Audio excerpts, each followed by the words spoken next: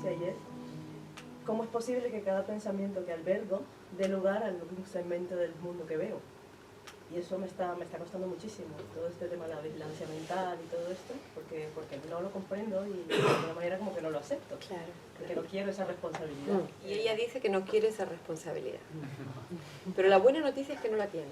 No tiene esa responsabilidad. Recuerden que el curso va dirigido a la mente. ¿Vale? Y la mente ya lo creo que tiene responsabilidad por la experiencia. Aleluya.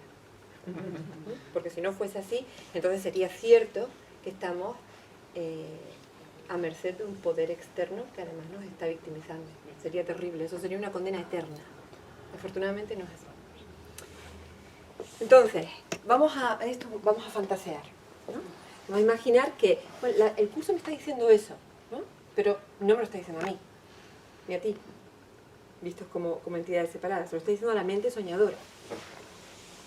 Y hace 2 días hicimos una lección por calendario, por los que estén haciendo aquí las lecciones por calendario, que decía, cada pensamiento que tú tienes se manifiesta como una imagen del mundo. Pero le está hablando a la mente. Entonces, en realidad sucede así. Cuando la mente elige creer que es posible segregarse de la unidad. Mirad cómo lo digo rebuscado, pero es que quiero que sea descriptivo. Elige creer posible que se puede segregar de Dios o la unidad. Lo que hace es pensar. Lucifer, yo existo.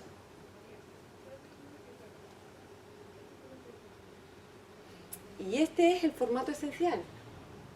Y a partir de ahí, la mente encarna en un cuerpo-mente y tiene experiencias en lo que llama el mundo, en relación, especial, específica.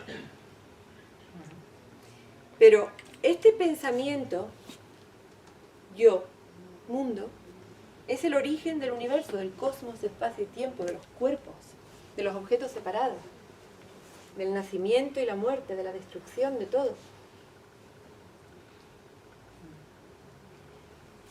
Ese pensamiento yo da origen a todo lo que ahora experimentamos como lo real. Todo ese mundo perceptual que aparece ante nosotros, que no son sino pensamientos transformados en imagen.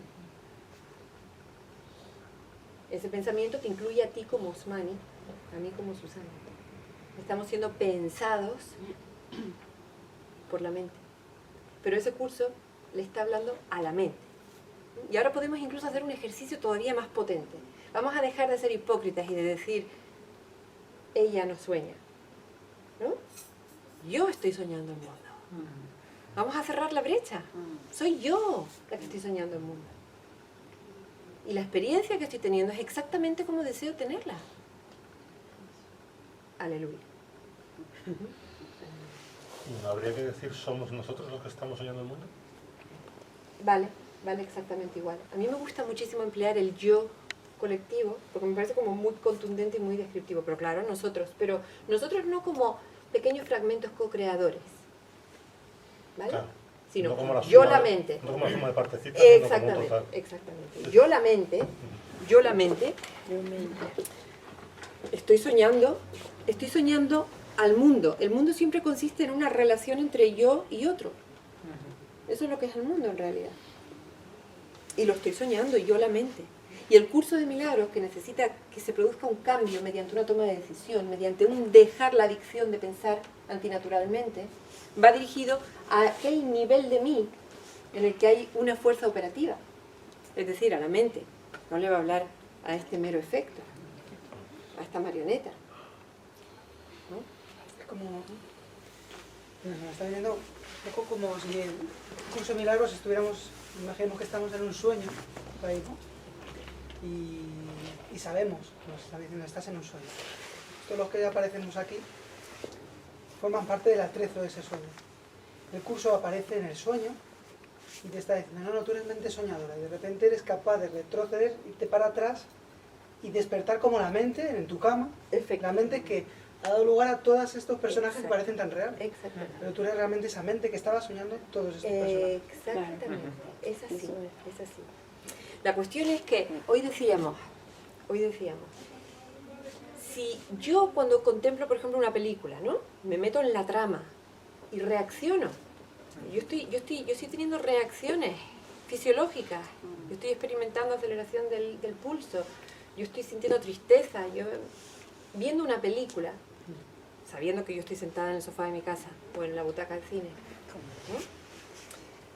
¿Cuánto más no se potencia el efecto realista cuando la película transcurre como un holograma alrededor de mí, que soy una parte, que me creo parte de la película? ¿Os podéis imaginar? ¿Alguna vez habéis estado en un parque de estos de atracciones donde se os pone un casco virtual y tenéis una experiencia, pues a lo mejor de ir en un helicóptero que se despeña, en un rafting a lo bestia, ¿eh? Yo me he visto literalmente agarrándome del suelo creyendo que me voy a caer. Yo lo he hecho así, sabiendo, ¿cómo sé? Que tengo un casco puesto y que estoy en un parque de atracciones. Ahora, es que esta experiencia es sumamente realista, sumamente realista. La mente se está haciendo un viaje asegurándose de que, cierto que la mente que encuentra el curso de milagros en su viaje, ¿no? Porque hay un símbolo, varios símbolos en el sueño diseminados aquí y allá, que le dan como la patada de origen para que regrese, ¿no? Cierto. Pero la experiencia esta conlleva el olvido del ser. Es que ni siquiera, fijaos, si sabiendo que tengo un casco virtual puesto y que estoy en un parque de atracciones y tengo el boleto de entrada pagado en mi bolsillo, ¿me lo creo?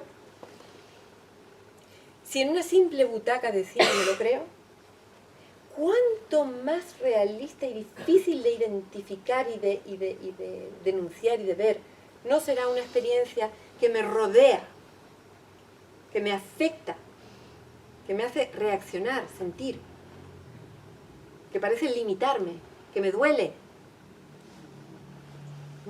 Ahí es donde podemos empezar a atisbar el estado del Buda, por poner uno de los muchísimos avatares maestros de maestros, cuando alcanzó el punto de la expiación, el punto en el que estaba listo para decir, me siento aquí,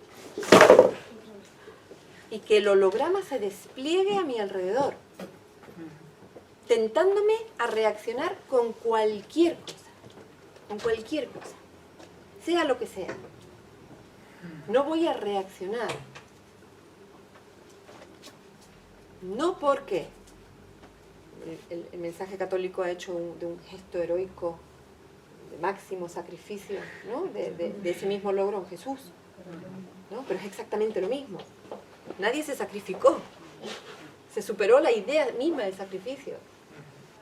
Lo que hizo fue tener la visión clara, ecuánime, absolutamente ecuánime, que le capacitaba para darse cuenta de que estaba viviendo una realidad holográfica en un parque virtual. Que Mara no podía hacerle absolutamente nada. Eran fuegos de artificio. Y ahora probablemente cada uno de nosotros dirá, claro, pero ese era el Buda. Yo no. Yo soy Enrique.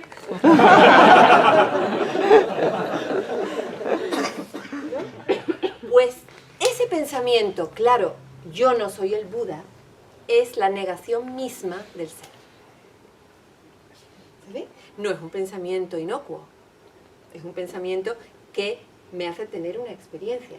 Cuando yo digo yo no soy el Buda, yo no soy el Cristo, yo estoy activamente produciendo la negación de mi ser y la experiencia que la acompaña. La experiencia de individualidad que por desgracia, lleva en el pack culpa, sufrimiento y muerte.